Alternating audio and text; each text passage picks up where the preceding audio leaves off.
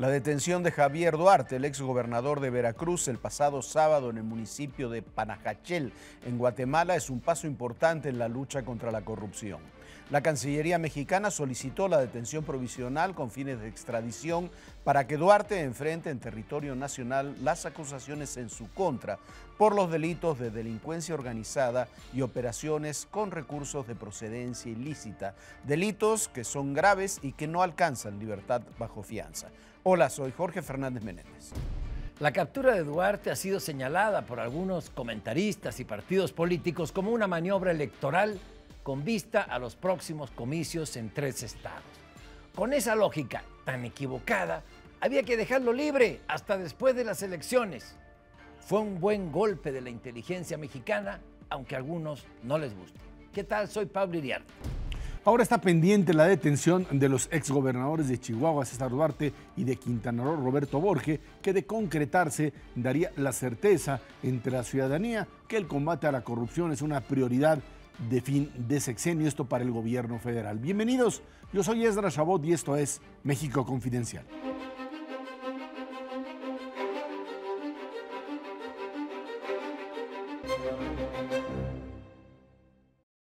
Con la detención de Javier Duarte se rompe una gran cantidad de prejuicios, de mitos que se tenían con respecto a si estaba vivo, en dónde estaba, si era protegido o no. Y ahora viene esta parte en donde pues, se habla de la necesidad de la extradición, de qué se le va a acusar, quién es finalmente o quiénes son los que están dentro de la red de este personaje que finalmente se le considera como aquel que logró estafar no solamente a muchos mexicanos, sino saquear uno de los estados de la República más dañados por un gobernador. Jorge, Pablo, creo que se trata de un evento importante. Viene toda esta discusión que decíamos al inicio del programa de si se trata de un juego político del gobierno federal. Muy raro todo este planteamiento original. Si lo dejan ir, entonces hay una complicidad del gobierno porque no quiere capturar, y si lo capturan, entonces quiere decir que están haciendo propaganda política para las elecciones. Callejón sin salida, ¿no? Bueno, callejón sin salida son especulaciones, no creo que ameriten demasiado análisis. Lo que es importante es la detención de Duarte, que es con una semana de distancia con la detención de Tomás Yarrington. Hay 10, 11 gobernadores entre los que están detenidos y los que están perseguidos y que tienen acusaciones, y hay 2 grandes vertientes en eso. Los gobernadores que se ligaron con el crimen organizado, el paradigma es Yarrington, fue un hombre que trabajó para el crimen organizado, según todas las acusaciones, según los testimonios, como lo fue en el pasado Mario Villanueva, y los que saquearon lisa y llanamente el patrimonio de sus estados. El paradigma quizás es Javier Duarte. A mí me parece que las 2 detenciones tienen importancia en ese sentido, con una diferencia muy importante. Lo de Javier Duarte, como tú decías, nadie se puede robar, no sé, algunos dicen 8,000 millones, otros van hasta 35,000. Nadie puede robarlo solo. Tiene que haber una estructura y una trama detrás que lo ayude, colabore, participe, se beneficie, y eso me parece que es el paso siguiente del proceso que se tiene que llevar contra Javier Duarte. Yo creo que fue un acierto, y lo digo, lo subrayo, aunque parezca de perogrullo, un acierto la detención de Duarte, porque da la impresión de que a algunos les molestó que lo hayan capturado. Dicen, como señalaba César, es por una maniobra electoral. Bueno, entonces no había que capturarlo porque hay elecciones, es un chivo expiatorio. No, peor dicen, como Cantinflas, es un acto para simular que combaten la corrupción. Es decir, detienen a un corrupto para simular que combaten a la corrupción. Ni Mario Moreno les compraba esa frase, por favor. Entonces, sí creo que es un buen acto y no cuesta nada reconocer que fue un acierto su detención.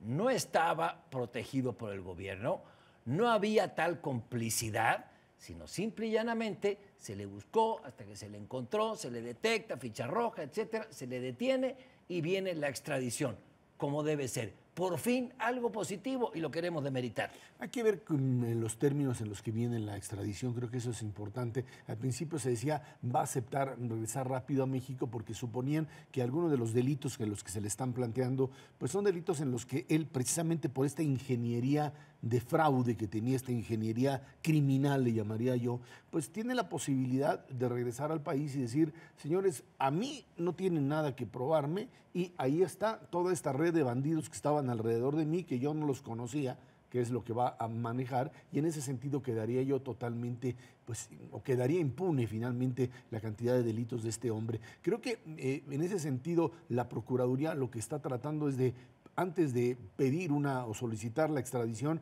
armar el caso de manera tal de que aquellos delitos que se le imputen puedan ser demostrados, sean sólidos, para que a la hora que llegue a México no solamente se encuentre esta red de criminales, muchos de ellos ya, algunos de ellos ya detenidos, gente de su gabinete, pero otros que están fugados y que forman parte de esta verdadera red de saqueo, y que, si bien es cierto, como decía Jorge, que no se puede hablar de poner en el mismo nivel a Yarrington y a Duarte, uno directamente conectado con crimen organizado, pero cuando tú saqueas un estado como lo hizo hoy, son dos cosas diferentes. Son diferentes, yo ¿no? digo que son dos diferentes, tramas diferentes. Pero lo que es cierto es que el nivel de criminalidad de Veracruz se produce cuando hay un desgobierno al nivel que lo hizo Duarte, ¿no? Bueno, lo que pasa que se estima que el 97% de los recursos federales que se enviaron a Veracruz destinados a la seguridad pública se los robaron. Entonces no puedes tener una mejora, digamos, en la seguridad pública. Es una catástrofe la seguridad pública. Lo que tú decías del tratado de extradición es muy importante.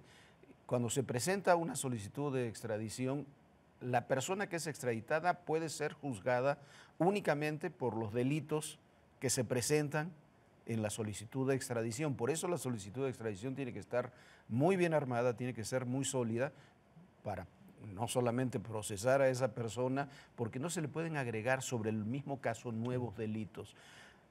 La solicitud de extradición contra Duarte va por delincuencia organizada, no significa que sea miembro del narcotráfico. Se organizaron varias personas para delinquir, eso es delincuencia organizada, y recursos de origen, utilización de recursos de origen ilícito, que también parece ser evidente. Me parece que esos son casos que van a avanzar, tienen elementos para avanzar. Veo muy difícil que Duarte pueda hacer lo que tú decías, que es lo que han hecho otros gobernadores, decir, yo no tengo nada que ver, ahí fue mi gabinete, porque hay testimonios ya de empresarios y de miembros de su gabinete que están detenidos, que involucran directamente al exgobernador. Sí, me parece que esto de Duarte, que se suma a lo del otro Duarte y casi una docena de gobernadores de distintos partidos, mayoritariamente priistas, que ameritan corregir un problema estructural, que es una de las fallas de los renglones torcidos de la transición democrática. Hubo demasiada autonomía para los gobiernos estatales que se desligan completamente de la federación en nombre precisamente del federalismo, y adquieren el carácter de señores feudales. Es decir, no rinden cuentas en aras de una autonomía y en aras de un federalismo que les ha otorgado la positiva y naciente democracia mexicana, pero que hay que corregir. Estos señores feudales que se pueden robar, como decía Jorge, el 95, el 97% de los dineros que van federales a seguridad pública, a mí me parece que tienen que corregirse. No es que de repente surgieron gobernadores ladrones, no, creo que siempre los ha habido. Lo que pasa es que antes estaban acotados. ¿Por qué? Porque dependían del presidente, y si salían de determinada raya, bueno, entonces pagaban las consecuencias.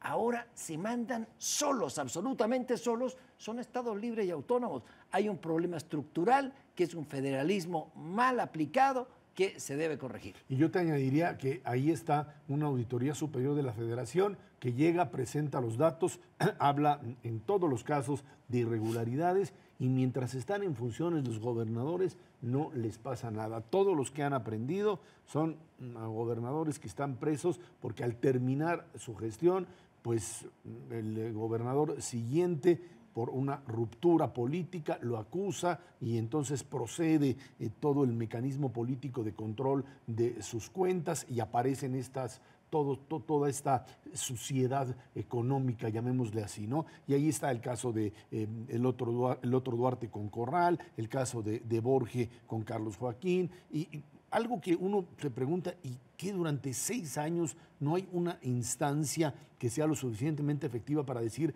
este señor en el segundo, tercero, cuarto año de gobierno está saqueando al erario público y hay que controlarlo? Parecería que esta parte es una parte que hay que meterle velocidad en los controles y que estos elementos que hoy tenemos de gobernadores en la cárcel sean disuasivos para estos otros que hoy están ejerciendo Lo que sucede el poder, es que eso es la labor del nuevo Sistema Nacional Anticorrupción.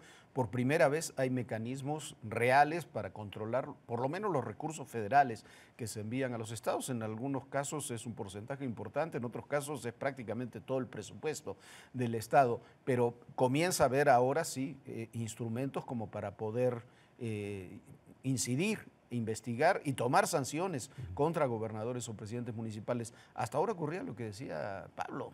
Hombre, los gobernadores desde 1997 hasta ahora eran señores feudales. Con que tuvieran un Congreso que le aprobara sus cuentas públicas, no necesitaban nada más. Y aunque fuera un Congreso de oposición, los entabeaban. Se compraba el Congreso, se aprobaban las cuentas públicas y no tenían ningún problema, no tenían que rendirle cuentas a nadie.